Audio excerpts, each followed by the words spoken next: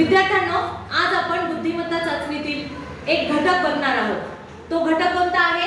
Wien आकृती। Wien आकृती म्हणजे काय? ज्यामध्ये 1, 2 किंवा 3 पेक्षा जास्त आकृत्या एकत्रित असतात, त्याला वेन आकृती म्हणतात। या ठिकाणी तुम्ही आकृती बघू शकता। कोणते कोणते या ठिकाणी आकृत्या आहेत?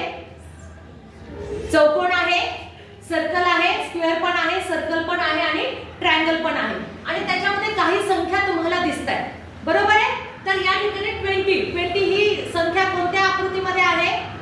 स्क्वेअर मध्ये, बरोबर?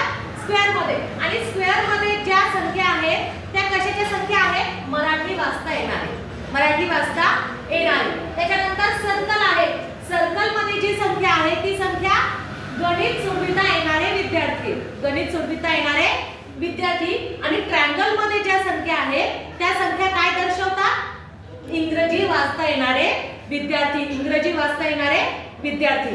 यावर आधारित काही प्रश्न विचारले जातात। मग आता मला सांगा, फक्त स्क्वेअर मध्ये मराठी वाचता येणारे किती विद्यार्थी आहेत? किती आहे?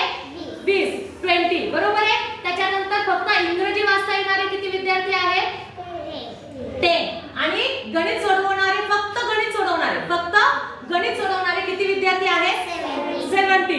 आता मला सांगा, ज्यांना मराठी पण वाचता येतं, गणित पण सोडविता येतात आणि इंग्रजी पण वाचता येते, तिन्ही गोष्टी जमणारे किती विद्यार्थी आहेत?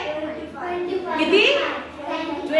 25। बघा, स्क्वेअर मध्ये पण ही संख्या आहे, सर्कल मध्ये पण आहे आणि ट्रायंगल मध्ये पण आहे, म्हणजे 25 विद्यार्थ्यांना तिन्ही गोष्टी येतात। मग अशा प्रकारे तुम्हाला या ठिकाणी प्रश्न विचारला जातात आणि ते प्रश्नांचं सर्कल तुम्हाला गोल करावं लागतं। फक्त मराठी वाचता येणारे मुले किती आहेत? 20। मग किती नंबरचा पर्याय आहे? 1 नंबरचा पर्याय। गणित सोडविता येते व इंग्रजी वाचता येते असे किती मुलं आहेत? गणित व इंग्रजी, गणित व इंग्रजी किती आहे?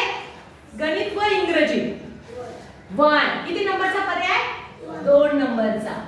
अशा प्रकारचे प्रश्न तुम्हाला वेन आकृतीमध्ये विचारले जातात।